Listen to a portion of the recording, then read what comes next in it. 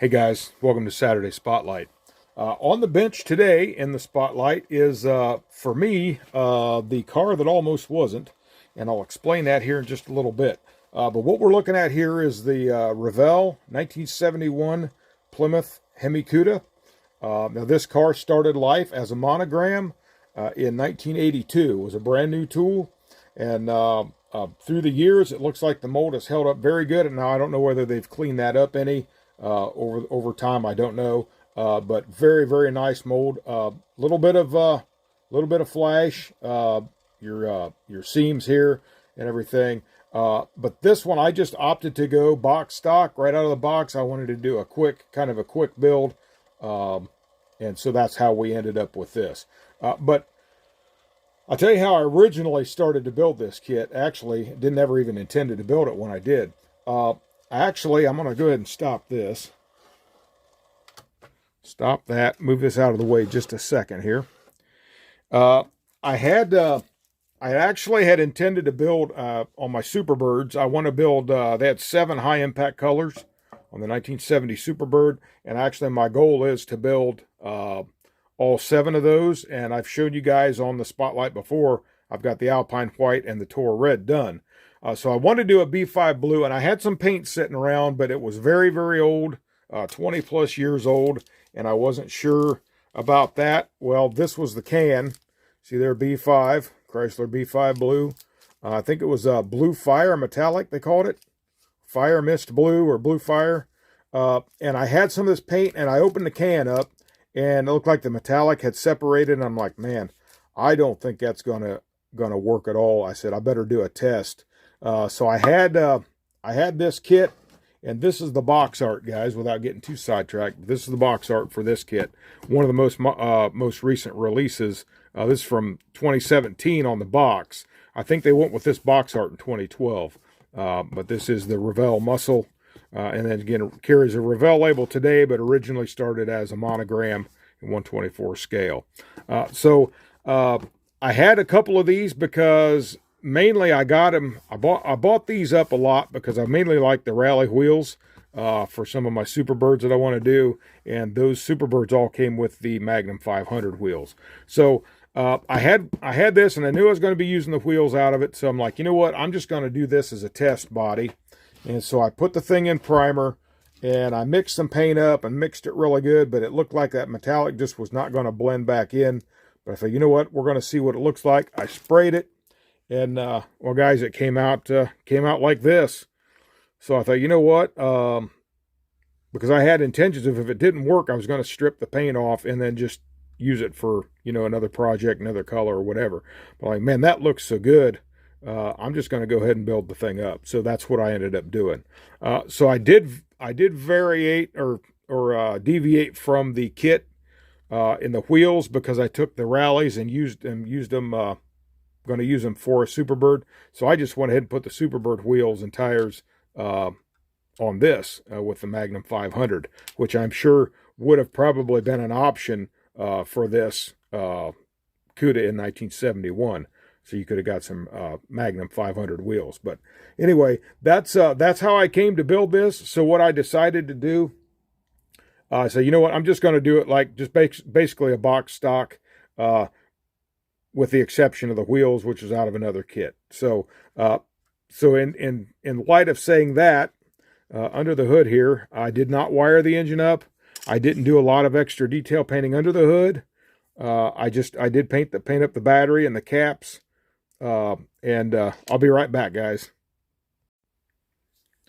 All right, guys, sorry about that. I had a phone call, and then it kicked me out of my recording. So we're just picking up where we left off here. So like I was saying, didn't do a whole lot of detail painting underneath the hood. Like I said, I did do the battery caps. I painted the cables, the terminals there. Did not wire the engine up.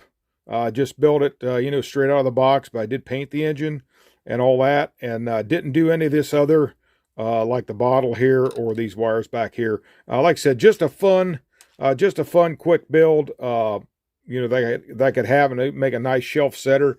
If you see the interior there, if that'll focus for you there, I did the like basically the wood grain work on the dash, and then it's got the pistol grip 4-speed there, shifter. I apologize, guys, that's not coming out. There you can see a little better right there. The short little shifter there, and then I just went with a standard full black interior in it. I know a lot of those would have had probably like the matching color coded blue interior, but I wanted the all black, so that's what we went with on there.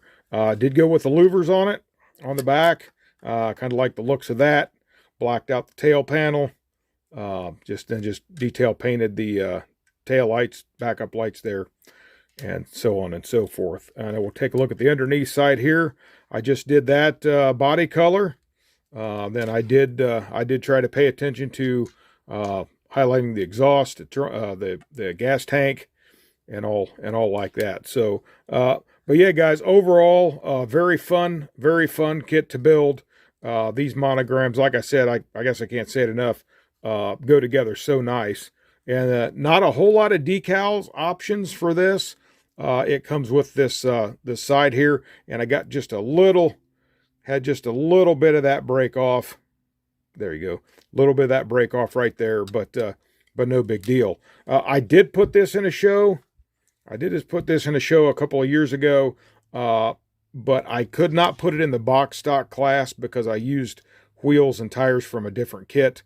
I think that one, now the only exception they give you is they'll let you use aftermarket decals. But as far as the rest of the parts go, because I use different wheels, it knocked it out of the box stock class. So I just put it in the muscle car class anyway. And now I didn't take anything with it, but had a great time. Great time building it, great time showing it, and all that stuff, and and the like. So, but there's that the shaker hood scoop there, 426 Hemi. Quite an engine, guys, and quite a car there, actually. So then I just did the trim with the, I think it was probably Molotov pen I did that with. I don't think that's not bare metal foil. That's with the Molotov. So, guys, that's it. Pretty much. That's really all I've got to say about that one. Like I said, it was kind of like not really a mistake, but an unplanned build. And like I said, when I did, I said, well, shoot, I've got the body painted. That's what consumes most of our time on our builds anyway, is all the paint work. So I said, well, it's done. I'll just go ahead and build the thing up. Now, what I am used to doing, I'll just let this guy spin around here while we close out. What I am used to using is the Nason Fast Dry acrylic enamel. But this stuff here, this stays tacky for quite a while. So this actually would be a great candidate for the dehydrator. So, and I don't think I have my dehydrator yet when I did this car. So, but that would be one thing, the one drawback. So I think this paint, now it's been, like I said, a couple years since I've done this, but I think now I've done that, and before I turned the camera on, I opened this up and stirred it a little bit, and I think it's going to be just fine. So I will have my B5 blue paint when I do that Superbird. So, but anyway, guys, that's I think that's all I've got for this one. The Revell 1971 Hemi Cuda. We'll just stick this box back in here as we close out the rest of the way. Move this in a little bit. So there you go.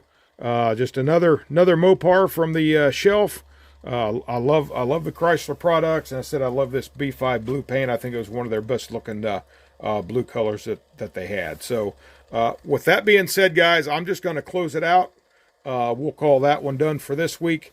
And so until next Saturday Spotlight, this is Eric from Eric's Model Garage. You guys have a great day. God bless you, and happy modeling.